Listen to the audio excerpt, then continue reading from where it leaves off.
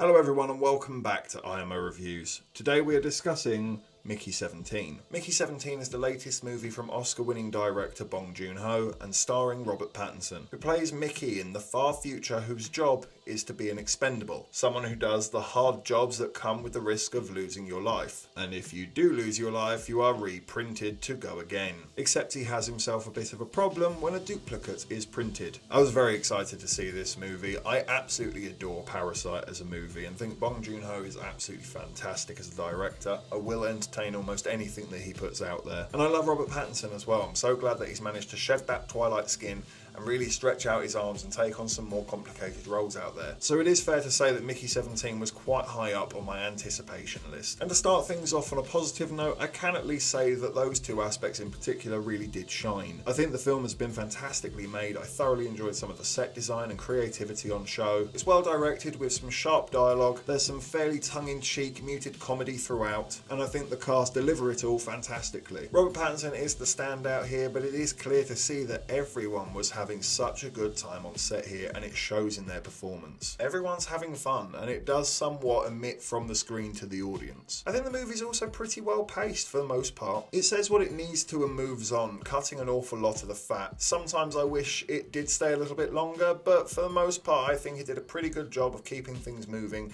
and keeping it interesting. But unfortunately that probably is just about it when it comes to the positives, and I unfortunately have to dive into an unfortunate list of negatives I kind of want to pretend aren't there, but hell are they noticeable. My biggest issue with Mickey 17 is that the movie might not be quite what it seems on the surface. Of course, I try not to go into any film with any expectation, but that trailer did leave me to believe that we were going to have a quirky sci-fi that was probably going to be exploring the duplicate angle of things and who is oneself and being far more personal with it all. Not exactly copying Parasite, but Bong Joon-ho is very good at exploring personalities and society. And I thought he was maybe going to personalise it a little bit here with the idea of duplicates. Who is the real you? You know, exploring the whole ship of Theseus idea, which I think could have been really interesting, and maybe it's wrong of me to have an idea of what the film might be before going into it, but I am sad to discover that it really isn't about that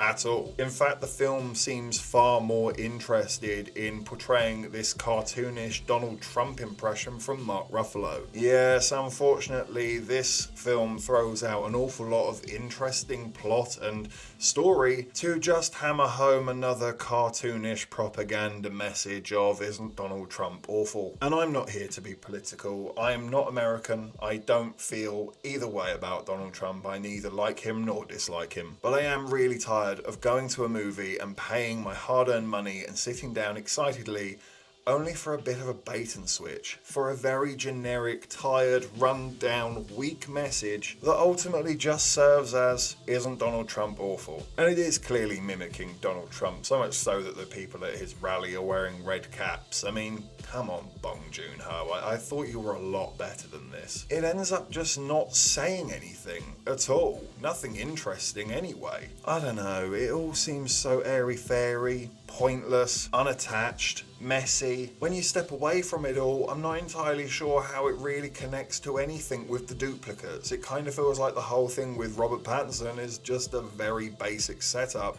for what they actually really want to talk about. And yet they probably wouldn't get any bums in seats if they were advertising a movie about a very cartoonish Donald Trump impression, because it isn't good, and I get the impression that maybe the film knows that considering the way they marketed themselves. It does feel like a bait and switch. I do feel a little bit conned, but the only thing keeping me from being really angry about it is those small positives I had about it. It is well made. It is fantastically well acted. It has got some interesting ideas in the first half. There are these small moments where it's funny and you might smirk or giggle at it. But yeah, overall, I found it very forgettable. This time tomorrow, I will have already forgotten this movie. It's one of them where I don't love it, I don't hate it.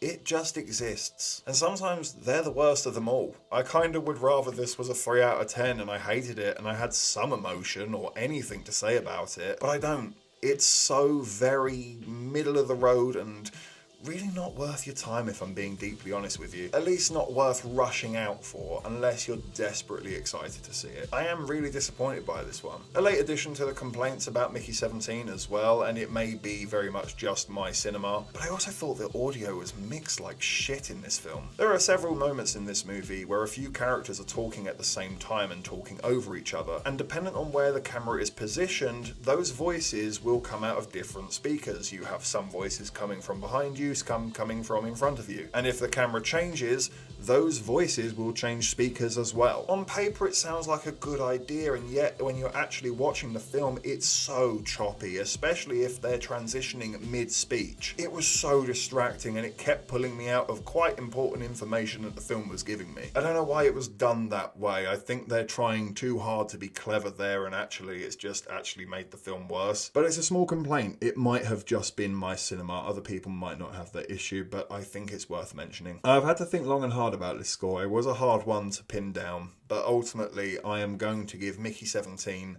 a 7 out of 10. Thank you for watching this review. Please be sure to hit that like button, hit that subscribe button if you haven't already, and please do hit the comment section as well. Have you seen Mickey 17? What did you think about it? Let me know in the comment section down below. And of course, if you haven't had enough of this crazy ginger, we can always click on these suggested videos right here and get yourself lost in an IMO wormhole. But if not, take care, and I look forward to seeing you on the next review.